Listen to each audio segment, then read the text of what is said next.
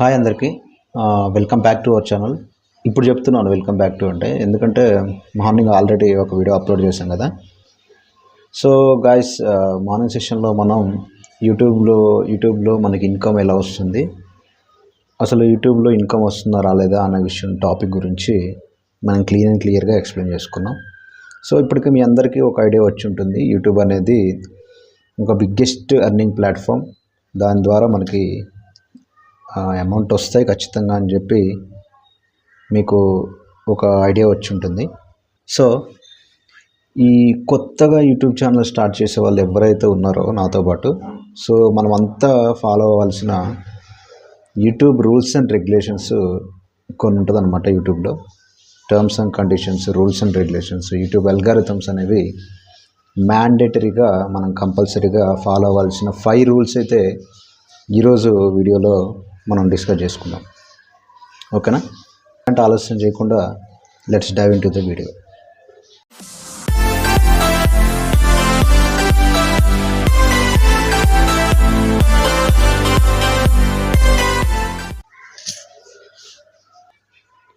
So guys, మనం యూట్యూబ్లో top 5 rules అనేవి మనం ఫాలో అవ్వాలని నేను చెప్పాను కదా ప్రీవియస్గా. అవేంటో ఇప్పుడు మనం తెలుసుకుందాం.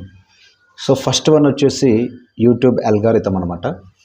యూట్యూబ్ అల్గారిథం అంటే ఏం లేదు, ఏదైనా వీడియో మనం అప్లోడ్ చేసినప్పుడు అది వైరల్ అవ్వాలన్నా, లేకపోతే ఆ వీడియో ఫ్లాప్ అవ్వాలన్నా, వేరే ఆడియన్స్కి చాలామందికి రీచ్ పెరగాలన్నా కూడా ఈ యూట్యూబ్ అల్గారిథం మీదనే డిపెండ్ అయి ఉంటుంది అనమాట.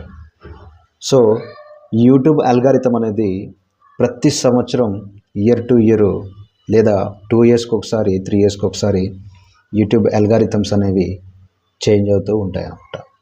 ఈ యూట్యూబ్ అల్గారిథమ్ని కంపల్సరీగా మనం ఫాలో అవ్వాలి. సో ఫర్ ఎగ్జాంపుల్ 2014 అంటే 2014లో ఎవరికి తెలియదు అనమాట యూట్యూబ్ ప్లాట్ఫామ్ గురించి, ఎవరికి అంత నాలెడ్జ్ ఉండకపోయేది. అంటే యూట్యూబ్లో డబ్బులు వస్తాయి, యూట్యూబ్ నుంచి మనం అమౌంట్ సంపాదించుకోవచ్చు, వీడియోస్ పెట్టడం వల్ల మనకు మానిటైజేషన్ ఒకటి ఉంటుంది, ఆ మానిటైజేషన్కి మనం ఎలా ఎలిజిబుల్ అయితే ఇవేమి ఎవరికి తెలియదు 2014లో. అప్పుడు ఎలా ఉండదంటే యూట్యూబ్, ఎవరైనా 2014లో ఒకవేళ మీ ఫ్రెండ్స్ ఎవరైనా తెలిసిన వాళ్ళు వీడియోస్ అప్లోడ్ చేసి ఉంటే వాళ్ళని ఒకసారి అడగండి. వాళ్ళు సరైన తమ్నైల్ మనం వీడియోకి ముందేస్తాం కదా, తమ్నైల్ ఒకటి ఫాలో అవ్వరు, సరైన డిస్క్రిప్షన్ ఉండదు, ట్యాగ్స్ ఉండవు, ఏముండవు. కానీ యూట్యూబ్ ఆ వీడియో మాత్రం అప్లోడ్ చేసిన వీడియో ఖచ్చితంగా వైరల్ అయి ఉంటుంది. ఎందుకంటే 2014లో ఆడియన్స్ అనేవాళ్ళు చాలా తక్కువ మంది ఉన్నారు. ఆడియన్స్ చాలా తక్కువ ఉండడంతో వీడియో చేసేవాళ్ళు, కంటెంట్ క్రియేట్ చేసేవాళ్ళు చాలా తక్కువ ఉండడంతో 2014లో ఏ వీడియోస్ చేసినా కూడా యూట్యూబ్ ఆ వీడియోని వైరల్ చేసేదన్నమాట. అర్థమవుతుందా? 2014లో అల్గారిథం అలా ఉంది. 2018కి వచ్చేసరికి ఎలా ఉందంటే 2018లో మెల్లమెల్లగా గ్రోత్ పెరిగింది, ఆడియన్స్ పెరిగారు, కంటెంట్ క్రియేట్ చేసే వాళ్ళు పెరిగారు. వీళ్ళంతా పెరగడంతో యూట్యూబ్ అల్గారిథమ్స్ అనేది చాలా మోడిఫై చేసింది. ఎలా అంటే లాంగ్ లెంత్ వీడియోస్ చేసిన వాళ్ళకి మాత్రమే యూట్యూబ్ వీడియోస్ని వైరల్ చేస్తూ వచ్చింది. 2014లో ఎలా చేసింది? ఏ వీడియో చేసినా ఎన్ని మినిట్స్ వీడియో అనేది లేదు. 2014లో ఏ వీడియో చేసినా కంటెంట్ క్రియేట్ చేసే వాళ్ళు తక్కువ కాబట్టి ఆటోమేటిక్గా వీడియో వైరల్ అవుతూ వచ్చింది. 2018కి వచ్చేసరికి ఎట్లుందంటే అల్గారిథం, లాంగ్ లెంత్ వీడియోస్ చేసే వాళ్ళకి మాత్రమే 10 మందికి ఫస్ట్ కనపడేలాగా చేసేది. ఆ 10 మందిలో ఇంత పర్సెంట్, ఒక 5 మెంబర్స్ క్లిక్ చేశారనుకోండి దాన్ని, ఆ 10 మంది నుంచి ఇంకో 100 మందికి కనపడేలాగా చేసేది. అట్లా చేస్తూ వస్తుంది. సో 2018 అల్గారిథం ప్రకారం ఇట్లుందనమాట. 2020కి వచ్చేసరికి ఏమైందంటే ఇన్స్టాగ్రామ్ బాగా యూజ్ చేస్తున్నారు, ఫేస్బుక్, ఇందులో షార్ట్స్ ఎక్కువ అవడంతో సోషల్ మీడియా అనేది చాలా వైరల్ అయిపోయింది అనమాట. 2020కి వచ్చేసరికి సోషల్ మీడియా చాలా వైరల్ అవుతూ వచ్చింది. షార్ట్స్తోని ఇన్కమ్ జనరేట్ చేయటం అనేది జరిగింది.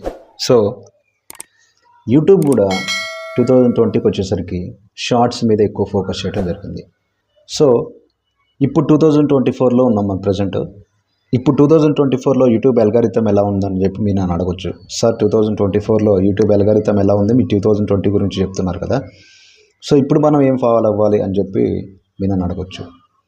ఏమంటే first quality of content, thumbnail designing ఇవన్నీ బెస్ట్గా ఉంటేనే యూట్యూబ్ అనేది మన వీడియోస్ని వేరే వాళ్ళకి పుష్ చేస్తుంది. అల్గారిథమ్స్ అనేవి ఇలా ఒకదాని తర్వాత ఇంకొకటి చేంజ్ అవుతూ వచ్చాయి. ఓకేనా, ఇది ఫస్ట్ పాయింట్. యూట్యూబ్ అల్గారిథం గురించి తెలుసుకున్నాం. సెకండ్ పాయింట్ వచ్చేసి కన్సిస్టెన్సీ అంటే, సరే సార్ మీరు అన్నట్టు నేను యూట్యూబ్లో వీడియోస్ అప్లోడ్ చేస్తున్నాను, యూట్యూబ్ అల్గారిథమ్స్ ఫాలో అయ్యాను, ఫస్ట్ స్టెప్ ఫాలో అయ్యాను, మీరు అన్నట్టు మంచిగా వీడియోస్ అప్లోడ్ చేస్తున్నాను అని చెప్పి అనుకోవచ్చు. సో కన్సిస్టెన్సీ అంటే ఏంటంటే, ఈరోజు వీడియో అప్లోడ్ చేసి మన వీడియో వైరల్ అయ్యాక, ఈరోజు వీడియో అప్లోడ్ చేస్తాం, మన వీడియో వైరల్ అయ్యాక మళ్ళీ ఆ వైరల్ అయింది కదా అని చెప్పి 1 month వరకు వీడియోస్ చేయకుండా అట్లా ఉండిపోతాం. సో అప్పుడు యూట్యూబ్ అనేది మన ఛానల్ని, మనల్ని, ఆడియన్స్తో పాటు మర్చిపోతుంది. సో కన్సిస్టెన్సీ అనేది ఖచ్చితంగా మెయింటైన్ అవుతూ రావాలి. డైలీ కాకపోయినా వీక్లీ 1 వీడియో లేదా మంత్లీ 1 వీడియో, మీకు టైం ఉన్నా లేకపోయినా మంత్లీ 1 వీడియో అయినా కనీసం అప్లోడ్ చేయడానికి ప్రయత్నించండి. నన్ను సజెస్ట్ చేస్తే మాత్రం మ్యాక్సిమం మంత్లీ 3-4 వీడియోస్ అప్లోడ్ చేయడానికి ప్రయత్నించండి. ఎందుకంటే 3-4 వీడియోస్ అప్లోడ్ చేస్తేనే మనం మన ఛానల్ని గ్రో చేసుకోగలుగుతాం. అర్థమవుతుందా? మానిటైజేషన్ కూడా త్వరగా అయ్యే ఛాన్సెస్ ఉంటాయి. నేను చెప్తున్నాను, మానిటైజేషన్ అయినాక కూడా ఎవ్వరూ వీడియోస్ చేయడానికి ఆపకండి. వీడియోస్ కంటిన్యూగా మంత్లీ 4 వీడియోస్ అప్లోడ్ చేయడానికి ప్రయత్నించండి. ఇది సెకండ్ పాయింట్. థర్డ్ పాయింట్ వచ్చేసరికి quality of content, quality of camera, quality of presentation, editing. ఇవన్నీ మాకు తెలియదు కదా సార్, కెమెరా వద్దన్నారు మీరు, అదన్నారు. కెమెరాతో అవసరం లేదు భయ్యా, మనకి మొబైల్ ఉంటే చాలు. మొబైల్ కెమెరా ఇప్పుడు నేను మొబైల్లోనే క్యాప్చర్ చేస్తున్నా. ఎలా వస్తుంది నా క్వాలిటీ? మంచిగా ఉంది కదా. సో ఇలానే క్వాలిటీ బాగుంది, కంటెంట్ బాగుంది. ఓకేనా. నెక్స్ట్ కెమెరా వర్క్ మంచిగా ఉంది. నీ ప్రజెంటేషన్ ఎట్లా ఇస్తున్నావు? ప్రజెంటేషన్ గురించి నేను సపరేట్ వీడియో చేస్తాను. ఎందుకంటే ప్రజెంటేషన్ అనేది మీరు కొత్తగా యూట్యూబ్ చేస్తారు కాబట్టి మీకు తెలియకపోవచ్చు, మీరు అంతగా ఫెమిలియర్ కాకపోవచ్చు. సో ప్రజెంటేషన్ ఎలా చేయాలి, వీడియో కంటెంట్ ఎలా తీసుకోవాలి, వీడియో ఎడిటింగ్ కూడా ఎలా చేయాలి, ఏ సాఫ్ట్వేర్ యూజ్ చేయాలి, దానికి సాఫ్ట్వేర్ కాదు ఏ యాప్ యూజ్ చేయాలి, మన మొబైల్లో కాబట్టి చేసేది ఏ యాప్ యూజ్ చేయాలని చెప్తా. సో ఇది నేను తర్వాత ఎక్స్ప్లెయిన్ చేస్తాను మీకు. ఎడిటింగ్ అయినా క్వాలిటీ అయితే థర్డ్ పాయింట్ అయితే మీరు మైండ్లో పెట్టుకోండి. క్వాలిటీ అనేది చాలా ఇంపార్టెంట్. ఫోర్త్ పాయింట్ వచ్చేసి లాస్ట్ పాయింట్, ఎస్ఈఓ అంటే సెర్చ్ ఇంజిన్ ఆప్టిమైజేషన్ అంటారు.